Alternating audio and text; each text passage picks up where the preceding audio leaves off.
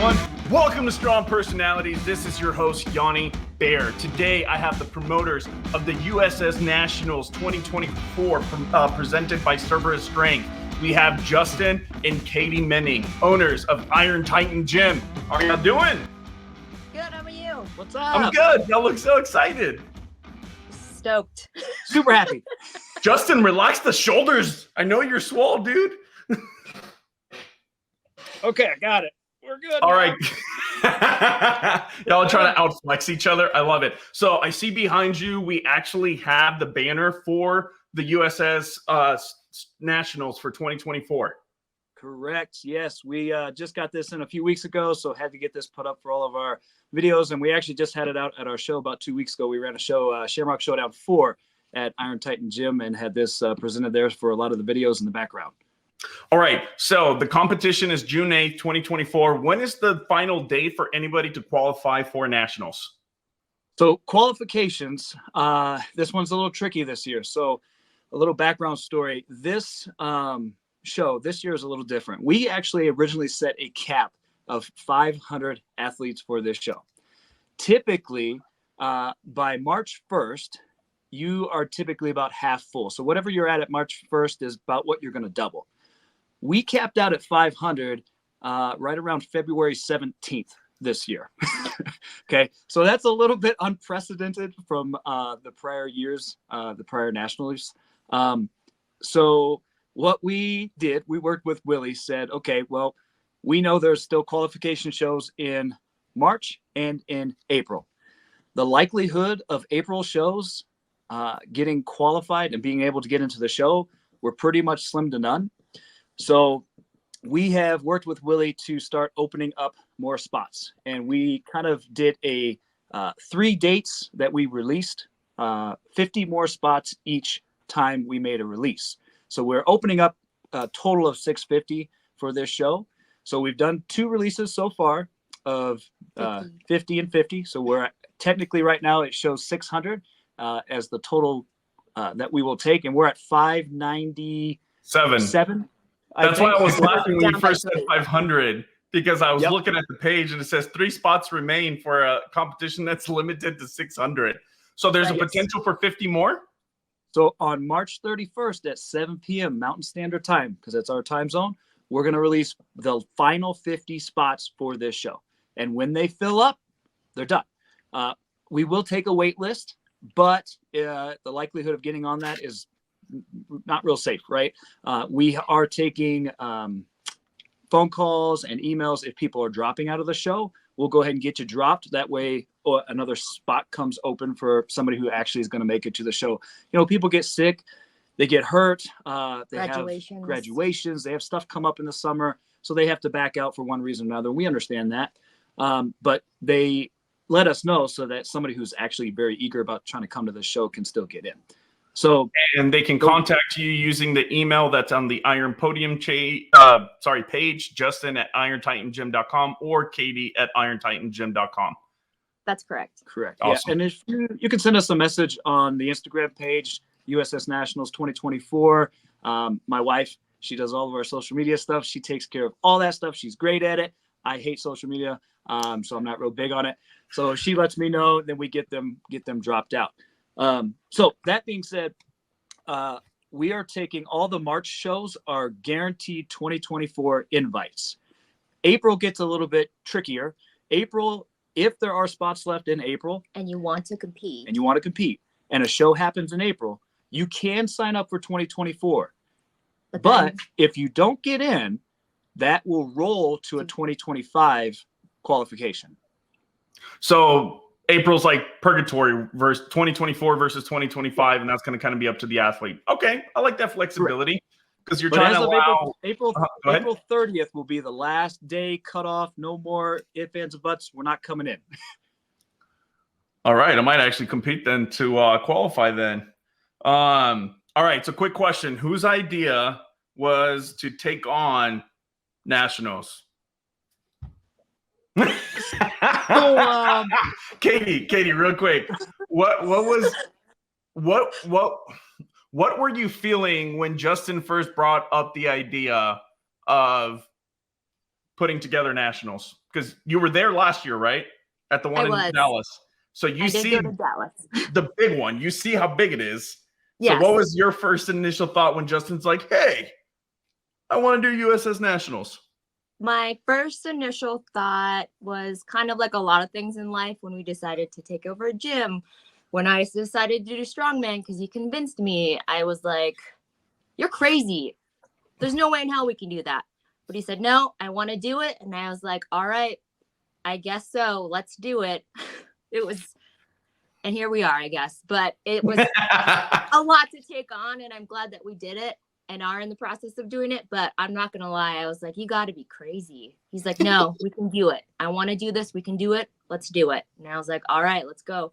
Yeah, I will say I have a very hard time saying no to things that get thrown my way. Okay.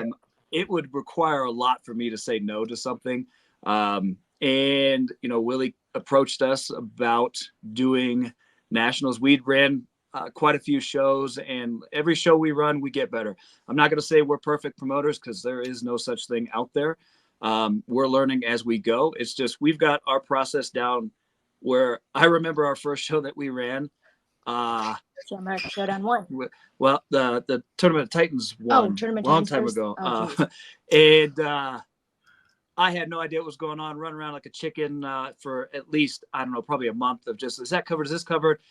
Thought I had it all planned out, and, it wound up to be a good show. But there were a lot of things that I had wanted to change. From the outside looking in, was a great show, but on the back end, it was crazy last month.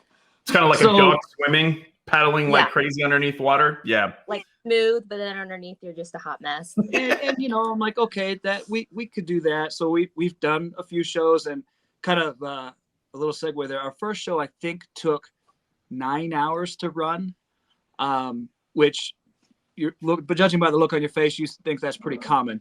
I figured it was. Yeah, so we like to get them much shorter than that. Our average, including rules meeting in the morning all the way till awards are finished up and everybody's literally out the door, tops is 5 hours for us now. Our best, we actually ran Tournament of Titans 4 in the fall. We ran that with 40 athletes in 3 hours, and that was quick. Yeah, well, we had to run it quick too, because we did 4 events versus 5 for that one, but yeah, we ran it pretty quick.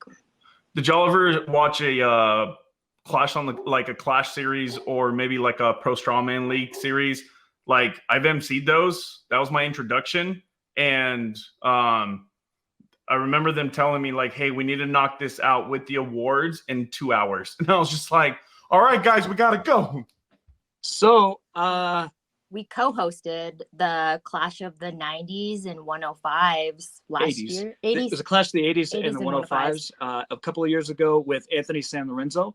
In Denver. It was at Elitch Gardens here in Denver. Okay. Anthony, who's San Lorenzo, good friend of ours, gym member of ours. He was offered to do that show from the other Anthony. And so he took it on, and we stepped in to just help out a little bit because, we're crazy. We like to help with things. And so we got to see that kind of firsthand. And so it's possible. Yeah, it's possible. It is possible. Yeah. And, we like moving things a little bit. I use the word fast, but that's not really the best way to say it. Smooth.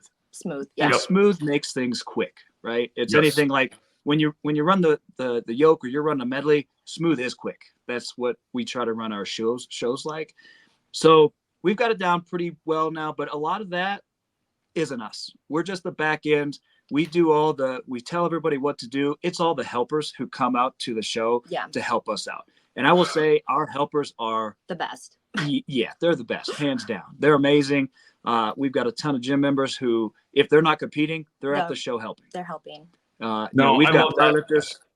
That's a huge advantage, I think, when it comes to people that put together a show, that have a gym, that own a gym, because you kind of have that built-in support system, versus promoters that are trying to put it together, away from a gym setting. Not that they can't put a good one, but it helps. Helps a ton. So we like to run those quicker shows. So back to the original question. Well, what about nationals? That was a much bigger show. That was saying, okay, well, we've gotten our show thing kind of figured out, and that works pretty well for us. What if we did it with just a ton more athletes in a really big venue? That sounds really cool and exciting. Again, these are his thoughts. Sorry, we is in quotes. When you get married, there's a line there that says everything is split. Yep. Yeah. So I decided, yes, let's do this. Convinced Katie after a few conversations that it was going to be okay, and this wouldn't be no big deal. We got this, and we jumped in. We've been excited about it. It's been a lot. I will say that when you run this level of a show, it's been a ton. It's about 18 months worth of work to get it all to come together. All right, so that's a really good segue for one of the questions that we had athletes send in on my Instagram page. What is the game plan to time manage over 600 athletes? Perfect. We've got 12 lanes running all day long. Okay. So that averages about 60 athletes per lane. 60 athletes, give or take, depending on classes, across those 12 lanes. Yep. And those 12 lanes, we're going to split up the different divisions. And what lane you're going to go in is going to get announced on based on your weight class that it is. So you'll be grouped kind of together. But I want these lanes to run at their own pace. Essentially throughout the day. You've kind of seen this before in New Hampshire, where each lane kind of ran at its own pace based on the judge and the crew who was at the running the show. Now, my expectation is most of these are going to finish up about the same time. So you're going to be able to see kind of the circus dumbbell go first, and they're all going to relatively finish at the same time. Deadlifts are coming out. Now, to talk about our venue a little bit, because that helps with the speed of this show. We've got the main floor. That's the National Western Complex, correct? Yeah. Yes, that's correct. In Denver. So this stadium, it's concrete flooring. It's 22,000 square foot where just the competition is happening at. So don't have to bring a chair. There's stadium seating all the way around, kind of like in a rodeo. Well, it's iconic because it's at the National Western Stock Show Complex, which has been around for over 100 years. Mm-hmm. So really, that is dope. Yeah. We wanted it somewhere. We could have done a convention center, but we wanted it somewhere that represented Colorado. I'm gonna share. Y'all keep talking. I'm gonna share a little image of it. Perfect. So you'll see, and it'll be the complex because it's a very big area. Yep. So we've got the stadium is where the actual competition is going on. Now, is this on it? The outside, that's the big one? arena. So that's the You're that's, gonna want that's the one. No, that's not it. You're colorblind. You want green seats. I'm color deficient, woman. Told you this. All right, let me go back. So there's two stadium styles that are there. One is a dirt floor. They use that primarily for all their big rodeos that are there. Right. Well, we obviously don't want strongmen running yokes on dirt.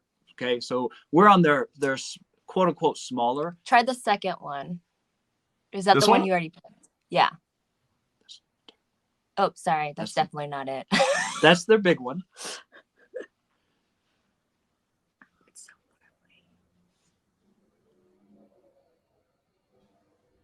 I see green seats in this one.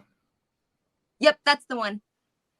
I'm sorry, This the one that you This one? It has columns all around it. Yeah, that's pretty cool. Yeah. Oh, too far. So this is the image right here. That is dope. Can you see it? Yeah. There is dirt in there for the rodeo, but it's concrete. Yeah, so they bring in dirt if they had to run anything that was in there. They would bring dirt into it. So it is a flat concrete flooring that's in there, so it's very smooth. Well, I wouldn't say that it's like glossed over smooth, so we're not going to be seeing a bunch of people running in barefoot. That one. Sorry. No, you're good. You're good. I'm trying to be helpful. That's pretty cool. Okay. Sorry. Keep going. So that's the stadium. That's where the actual competition is going on. That's where the crowd is going to be sitting at. On the outside of that, there's a big hallway that runs around it. That's about 20,000 square feet as well. That's where all of our booths are going to get set up, where people can go out and mingle. They can get out of the stadium if they want to, just kind of hover around. We'll have the booths set up out there. Go buy some merch. Those are our sponsors. They're there paying cash for the show to be there, and we should support them. Then in the back, we've got a 33,000 square foot area just for the athletes only. Now our warm-up area is going to go back there. We're working on getting the chiropractic out there, the massage. If you guys, whoever's been to OSG this last year, that same crew, I'm working on getting them to come out to be back there for the athletes all day. So you'll be taken care of back there. And we're not letting the crowd back there because, well, there's 650 of you, and I don't think you want 650 more on top of that. Will there be I know they're going to ask, will coaches be allowed? We are determining whether coaches are going to be allowed. I think we're going to let like one coach back there, but not a team of coaches. You know what I mean? Yes. And you do have to be a coach. You can't be your wife unless she's your coach. But we don't want additional people back there. And we mean this in the nicest way possible, but we just want our athletes back there to be as comfortable and with their coaches getting ready to do their thing for nationals. Mm-hmm. I love that. Yep. And so all the warm-up area, which we will have warm-up area, I think we're working out to be, somewhere around 2,000 pounds of iron back there just to warm up on. We'll be back there. You guys warm up on your own, take it your time, but the show doesn't stop for the athletes to warm up on. When the next person's up, it's your time to go. You figure if there's 60 people in a lane, you kind of got at least an hour and a half, hour-ish, depending on the event, give or take, before your next go. Which is typically how we like to run shows. I don't want people to have to sit down for 2 hours and get cold and then have to go warm up and then go back out there. You're going to be pretty warm as you go. I have a question. Yes. One of the challenges that I saw last year when I competed at Nationals here in Dallas was that we were kind of sharing two axle bars between like over 150 athletes. Cause like my division alone had 75 athletes. Yep. And then by the time we got one warm up, it was almost time for us to get in line for the actual event. And then at one point, an axle bar broke, and then they had to pull that axle bar to put in the lane. So what are some of the things that y'all are doing to make sure, or to do your best to give the athletes the best warm up to prevent injuries and just, again, like you said, run an efficient competition? And I remember Nationals last year because I was there as well. It was kind of hard to beat off you guys in the 220 class and us in the 123 to fight over those two bars. It was not fun. It wasn't good for anybody. It put a lot of extra tension and anxiety on them. And it's sweet that you think I'm in the 220 class. Yeah. But go ahead. I'm sorry. But our goal is to make sure you have an adequate warm-up area. We'll probably have staff back there as well to kind of not make sure that people aren't jumping over into the women's stuff, because it tends to happen if a bar is open. But if women are trying to warm up and men need to try to warm up, we would like to keep them separate for the most part to make sure everybody gets the time they need to warm up, because these are heavy events. And sorry, go ahead. With the nice thing about owning a gym, we have a ton of barbells. So true. We're going to be bringing some of that equipment in. None of the iron. All the iron that we're going to use is from Weighted Out, all that thin plate stuff. I don't know if you know who they are, if you've seen them, but it's really cool stuff. It's super cool. So Weight It Out is going to be doing all the iron for us. So like I said, at least 2,000 pounds back there.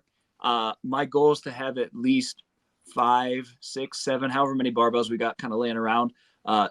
We'll bring them in. But we're also going to have a handful of circus dumbbells. Now, not back in the warm-up area, they won't all be Slater bells because those are really hard to load. If anybody has one, have tried to do that. So we're going to bring our barbell, our circus dumbbells in that we've got at the gym. I think we have 10. Yeah, 8 to 10 of them at the gym. We're collectors of toys, kind of hoarders more or less. So those are going to be there for people to warm up on. Take your jumps appropriately.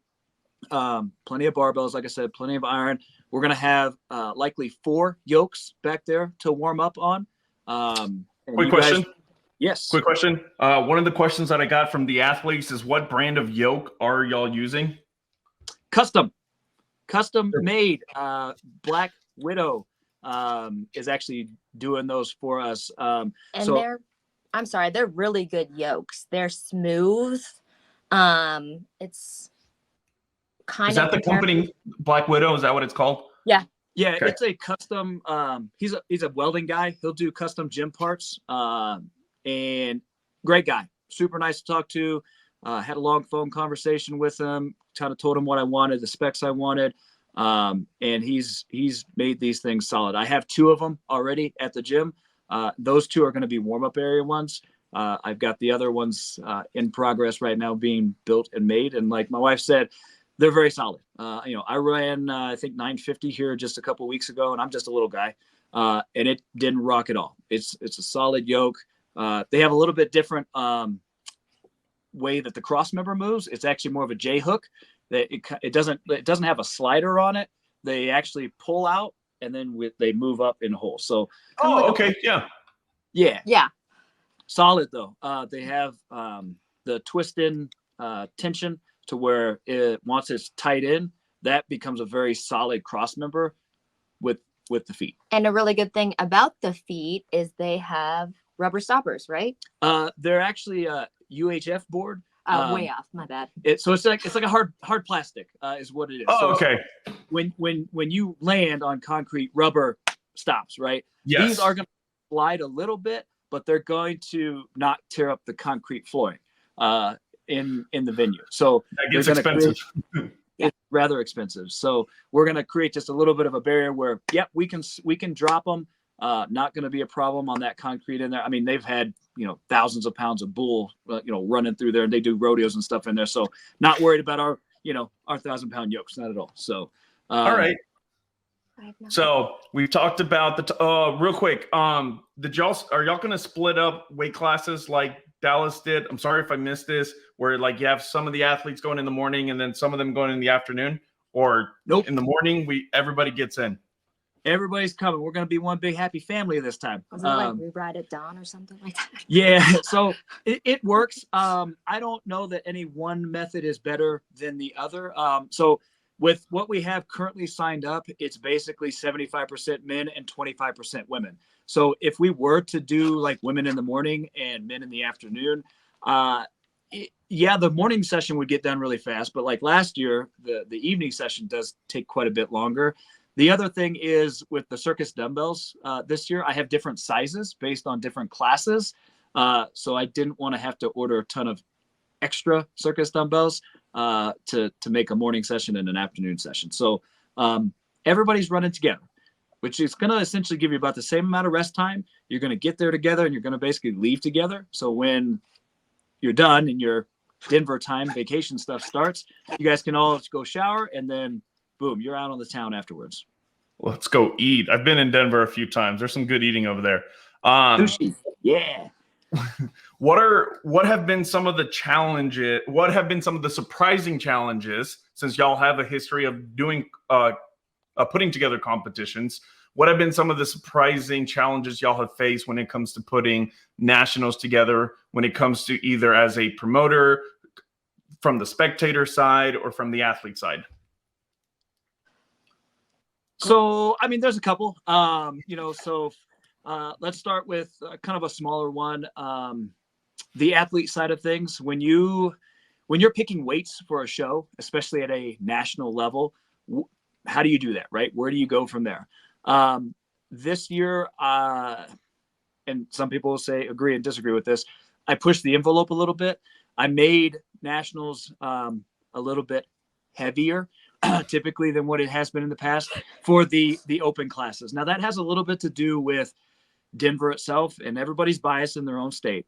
I think Denver is rather strong. I think we have a lot of strong athletes here. So I based a lot of our numbers kind of on our athletes and our shows that we've ran before.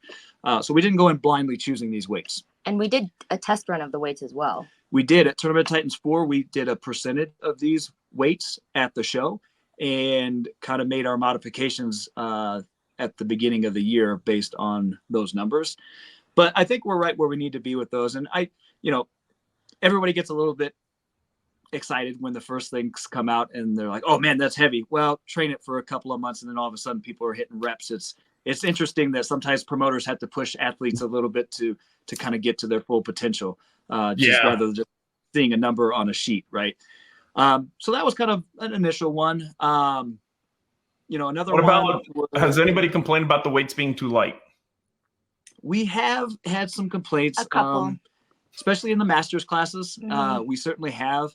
Now, There's a couple other factors as well when we try to do these weights, but like a lot of people, if you don't know or haven't been to Denver, you may not be used to the elevation out here. So it's getting a little bit harder to breathe. Maybe just walking down the street, let alone doing a deadlift and yoke and lifting things over your head. It's hard with altitude out here. So that was one of the factors. And then with some of the masters weights were. And so I know we've had some comments that the masters weights are just too light, right? Yeah. Yes and no. I think masters is it's an interesting class, meaning you've now graduated out of open, which you would only really do masters if you can no longer actually compete in the opens and can't hang with the kids anymore, which look, we're all looking forward to that. Certainly I am. But what I was trying to do is make sure that they can still come to nationals, but not get hurt in the process of training for such a heavy show. I don't want them to train for 3-4 months and end up, tearing their shoulder again, or blowing out their other ACL, or hips popping and things like that. I'm not throwing anything about age. Just as we get older, our tendons are just getting a little bit weaker, and things happen, right? We all want to push like we're 20 years old, and look, we're just not anymore. Our body can't recover as fast either to be able to push those things around. So we try to scale it back a little bit for them. And yeah, maybe there's a couple more reps or things move a little bit quicker for them. But at the end of the day, I think for them to be able to compete and not get hurt is a major deal. I don't want to see a ton of people getting hurt at this show. To say somebody's not going to get hurt, I think would be a little naive. It is a heavy show. But my hope was to prevent as much of the injury leading even into training as we could at the show. And then if you do well at the show, you make your podium spot, you'll get invited to the Pro Masters Worlds, which is coming up relatively quickly, I think, after Nationals. So I didn't want somebody to be basically peaked out and now they're done for 6 to 8 months and they literally can't do anything but basically, walk on a treadmill and do a couple curls because their body's just wrecked right after a show, especially something that would be heavy for a master's level. Younger kids can just spry back. We've got a couple of teens in the gym and, they compete. Next thing you know, Monday, they're back in the gym. I'm like, what? Oh, you're crazy. But hey, they recover. They're like Wolverine, it just comes back really quick for them. Oh yeah. And if they need any help when it comes to like training for a master's program, they should definitely check out Ken and Mike's book, The Mastering Strongman. They should. It's a top 5 right now on Amazon, which is really cool. All right. So speaking of masters, I did have a question from an athlete. They wanted to know, and I think they're a new athlete because they said that they're still learning about the sport. They said last year they were disappointed that in the masters class, there wasn't like a prize for the masters athletes compared to the other divisions. What's something that you would want to communicate to that athlete and anybody coming into the masters division that would help them kind of like frame how they view what they get at competitions versus your heavily populated divisions in the open class? Yeah, so yes, there's obviously some cash prize payouts for the overall open class winners, which are called the belt winners, which there's only 8 of those. There are subdivisions within the open classes, but the overall winner of that class will get a belt and will get the $1,000 prize money for the show. Now that is a USS staple. That is something that is non-negotiable with USS. That is what the federation itself, we hold ourselves to that standard to do that. with Masters, it is, I would call it more of an evolving class, meaning Masters used to be just Masters. There were no divisions within Masters. There certainly weren't age divisions within Masters, where, you know, the 60 plus division right now is relatively new within the last couple of years at this point. So I think it's just the point that they're growing and we're modifying. We haven't caught up that far just yet. And, you know, we only have so much to go around as well, as far as cash goes out. If that's one of the staples, then that's first. And then we have to keep going kind of down the list from there, as far as quality of equipment, the venue, the shirts, everything that we've got to put into the show. Not saying we certainly do care about our masters. Yeah. How many masters do we have? We have 196 masters out of 597. Yeah, but That's a lot. We have a couple hundred masters doing the show, which is great, which means you guys aren't too scared of what we picked for the weights, and you guys are basically voting with your entries that you think this is appropriate. So it sounds like just like the competitions haven't caught up with the growing population when it comes to our masters, and then it's been sped up because of the multiple divisions within the master class. Okay. Yep, and we're finally aging out, which is great to see too, because you know, some of us who've been doing this for 10, 12 years, we're still not at masters yet. We're getting a little beat up as it is. We're looking for that light at the end of the tunnel. Like, come on, 40, get me in there. I'm almost there. Hold together everything. Where there are some great masters in the sport still who came in basically late 30s, or they're coming in as a masters, which great. They've done fitness in their life, and now they're progressing in the sport of strongman, which is what we love to see as well. And there's some outliers out there who are really big names in the sport, who are masters athletes that, you know, go to OSG and things like that. Those I consider kind of outliers, meaning they're anomalies. They're crazy. I don't know how they're still holding together doing that kind of stuff. I mean, Mark Felix is hella old at this point, not in a bad way. No. I think sometimes it's just luck. A lot of it has to do with luck sometimes when it comes to injuries. I've been very fortunate that besides some muscle strains every once in a while, I've never torn anything. I've never broken anything. So luck has a lot to do with it. How did you come about? Well, actually, real quick, Katie, you were giving us some numbers. What are some of the numbers that stand out to you when it comes to the 597 athletes that are signed up so far? What's the biggest division? What state is represented the best? What do you got for me? Currently the biggest division right now is going to be the men's heavyweight 275 and under. And then that has, last time I checked, 63 athletes. And then the next would be the men's open middleweight at 220. The 220s and under is 61 athletes. Wow. Yes. So that's crazy. That's going to be one of our longer lanes during the day. And then the biggest class for the women is going to be the women's middleweight, the 165s with 26 athletes. But also it's really crazy because, and I don't quite remember, but I don't recall the masters classes being as large either. So for reference, one of the women's master classes is like 20. And then the masters heavyweight is 36. Crazy, right? And then our top state is Colorado, obviously. Got to represent the home state, right? Like, so if you're in Colorado and you do strongman, you're doing this show, right? If you got an invite, you're doing this show. You get to sleep in your own bed for once. You know, we've always had to travel over to the East Coast or go down south into Texas last year. This year, it's in your backyard, so it's hard. It's a central location too for a lot of athletes with the airports and everything too. I was surprised Texas wasn't number 2. I was actually shocked that New York was. Oh, things have changed. The numbers have been updated. So top is Colorado with 72. Okay. Texas is now second with 45. They pulled ahead. Yep. And New York dropped to third with 40. Okay. Illinois is 26. And Ohio's at 25. So they pulled through. They're in second now. Ohio, really? Right. Ohio's, got 25 and 5th. Yep, 25 athletes. All right, so I saw that. What was it? North Dakota didn't surprise me, but Louisiana? I know so many athletes that are in Louisiana. No, Louisiana has. No, wait, they have one. Is it North Dakota that has 0? It was in the beginning. It was Louisiana and North Dakota that had 0 when we had the first original 500 sign up, which was crazy. We finally got one in. I think it's. I think it was Louisiana. I think it's North Dakota. Or it was North Dakota. I think you're right. It was North Dakota. We finally have one.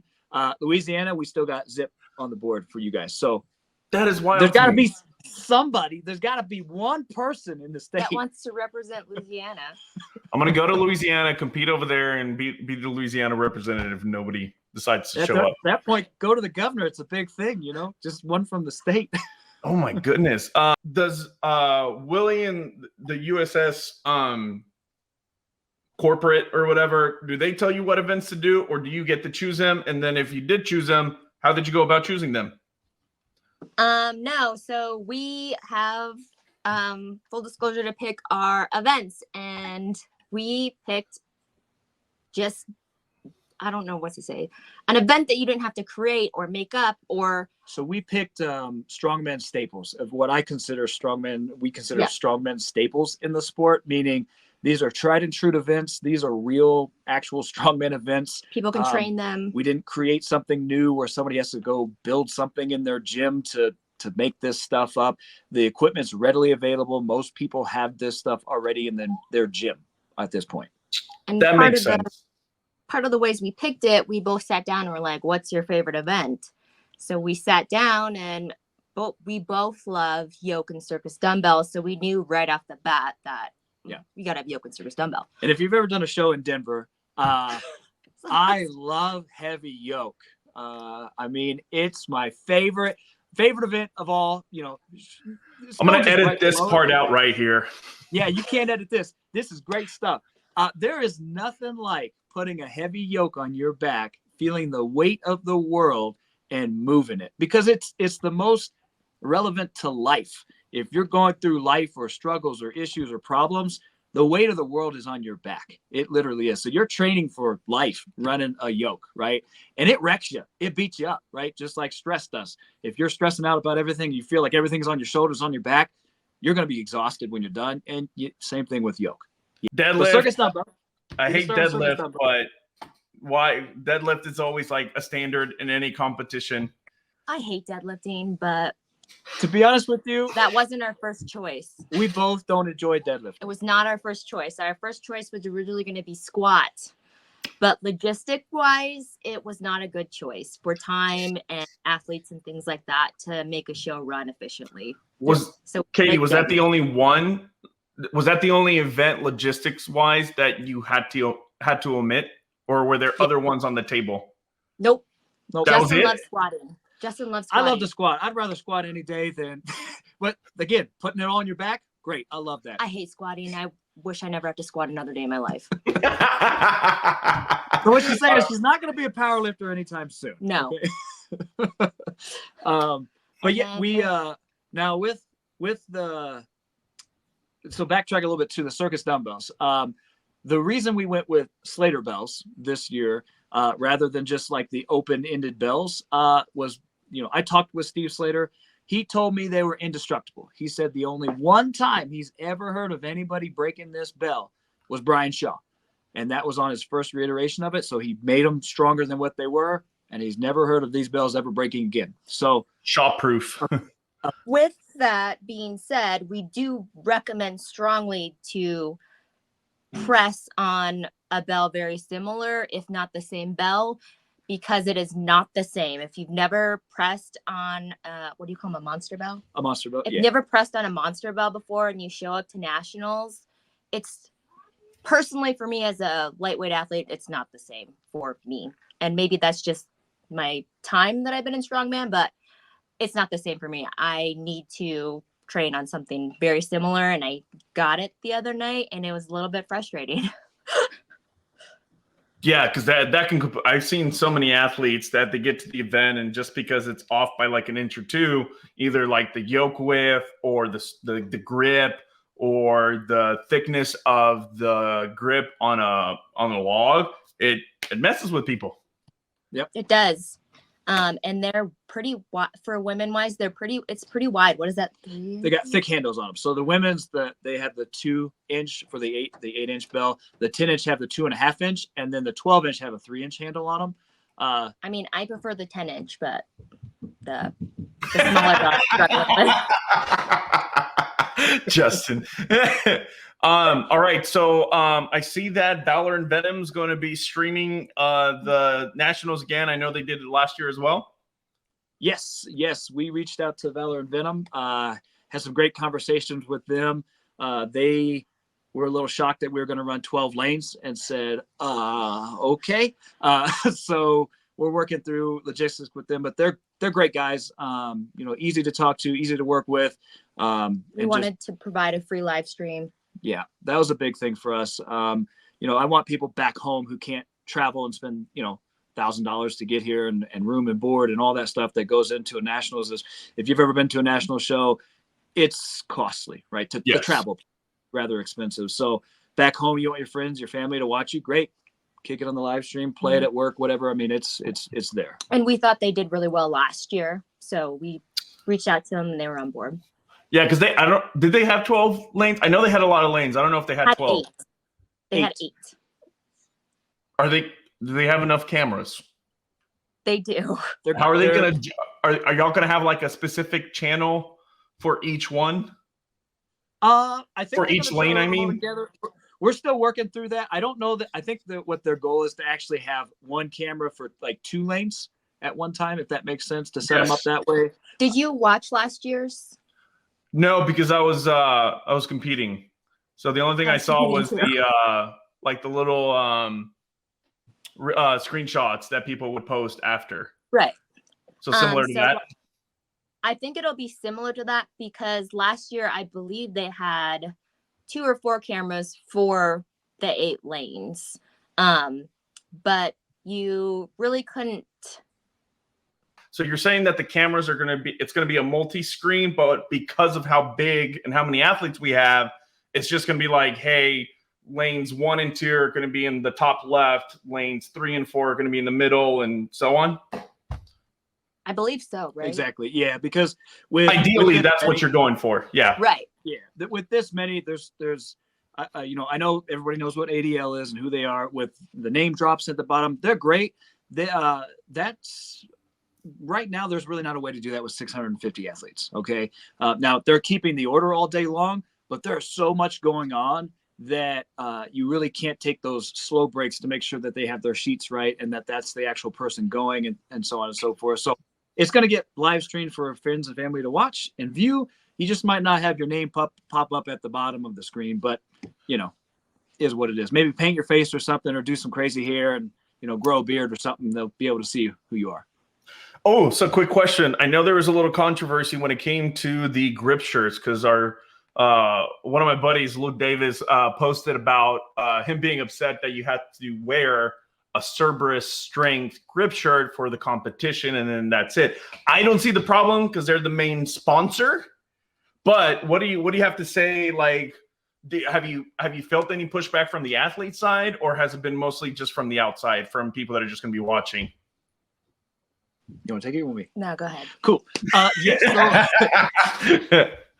Cerberus is our title sponsor of the show. They've been on board since day one. Ken Nowicki's a great guy, easy to talk to. He's busy as all get up. He's everywhere. But they're all in for us sponsoring this show. So they're giving us all the power barbells for the deadlift. And they're giving me 60 sandbags, I believe, because I think that's how many we need for the entire lanes and stuff. Mm-hmm. And so each year for nationals, typically there's a specific grip shirt. In the past years, there was one grip shirt you could buy, and it had the show logo on it or something very similar to it. And we decided together this year we wanted to maybe do something a little different since one, they are our title sponsor and we appreciate them, that you could use any Cerberus grip shirt. So if you have an old Cerberus grip shirt, if you have a new one, if you want to get the code just to get a new one, we wanted to give a little bit more options, but we also know Cerberus is a great quality shirt. Yep. So we didn't want somebody to just create a grip shirt that was called a grip shirt, but it's not, in reality, it wasn't really a grip shirt, right? Plus, we know Cerberus covers for yoke and circus dumbbell and sandbag. So for the grip. Grip. Personally, I'm a little old school, I guess. Just get strong and put some chalk on your shirt, to be honest with you. That's my personal opinion, but that's just how I compete. It just is what it is. And I know some people find them advantageous, which yes, maybe. But if you sweat a lot, I really don't think so. That if you're sweating all the time, that rubber's getting wet, it actually gets a little bit slippery for me. So, my point is, hey, you don't want to wear a grip shirt, don't wear a grip shirt. I'm not required. Not requiring you to wear a Cerberus grip shirt. If you would like to, that would be the grip shirt that you get to wear because they're our title sponsor and we want to show them support, right? To me, it makes 100% sense. I understand where Luke is coming from, but as well, when you're getting the support you're getting like you are from Cerberus, you want to respect the title sponsor. Right.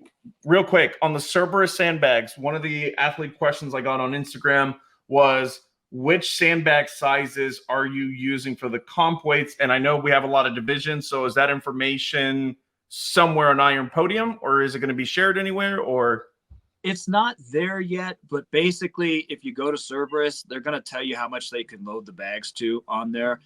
So I'm working with Ken. I've actually got a call with him this next week to get those things figured out, what sizes. They will be tight sandbags is basically what I'm going to get at, because I have a ton of rubber crumb that I will fill it with sand and rubber crumb as well to make sure that they're packed full and they're not going to flop in half on your shoulder. They're going to be solid sandbags. Any last comments on the competition that you want the athletes to know about? We've talked about the final qualification dates. We've talked about the equipment.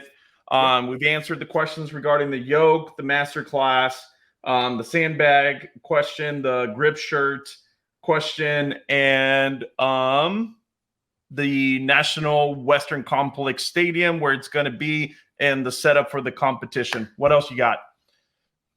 First off, thank you. That's number one. Thank you guys for trying to, get qualified for one and then actually signing up for the show and then, believing in us that we're going to put on a decent show for you guys.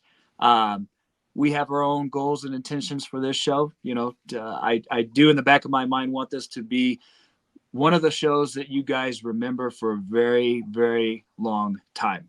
And not in a bad way. For all the right reasons. For all the right reasons. It sounded like a threat a little bit. I'm not going to lie, Justin. That sounded like a threat. It's not just a show. And I hope that those who are coming out here to compete do take a little bit of extra time for Colorado itself. You are literally right by the mountains. So please look out your window to the west. It's pretty apparent where those are at. That is west out here. Enjoy that. If you have extra time, go to the mountains. It's going to be beautiful in the summertime. The weather here is great. So that's number one. The show itself, don't get too caught up in the show that you don't go visit the booths. We're putting a lot of time getting the sponsors out here. They're going to have a really cool product to give you guys to hand out at the show and to sell at the show. So please stop by and sponsor them. Can you name the sponsors real quick? Oh man, we got a lot. So we've got Cerberus as our title. We've got Premier TRT as an event sponsor. We've got Bulldog Auto Scrubbers as an event sponsor. We've got Old Chicago as an event sponsor.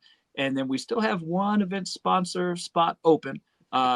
Anybody who wants to get an event sponsor, just hit us up. We'll tell you kind of what's entailed with that and everything that's involved. We have different levels of sponsorship too.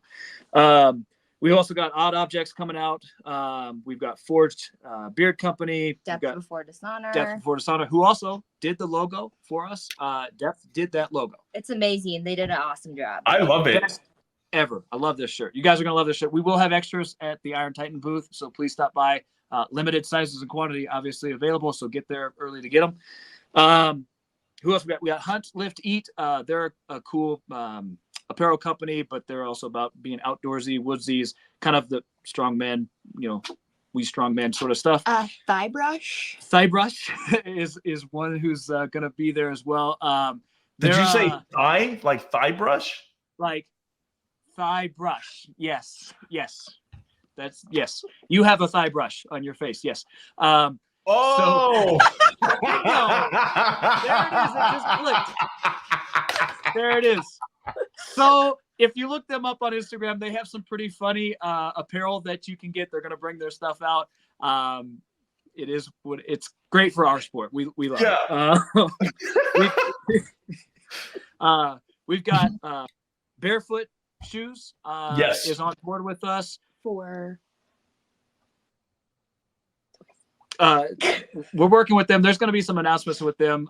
We've got some giveaway stuff that we're getting ready to promote, along with Wolfpack, who's sponsoring the backpacks, not just the little handbag ones, the full big backpacks are super cool for the winners of the overall classes. And then we're going to be doing a giveaway with that too. That hasn't been announced yet, but it's soon. It's coming.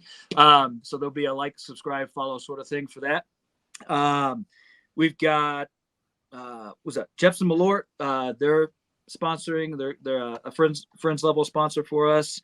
Element is donating some liquid packets for you guys back in the athletes area. So we're going to be handing those out. They're just basically up for grabs all day for you guys back there.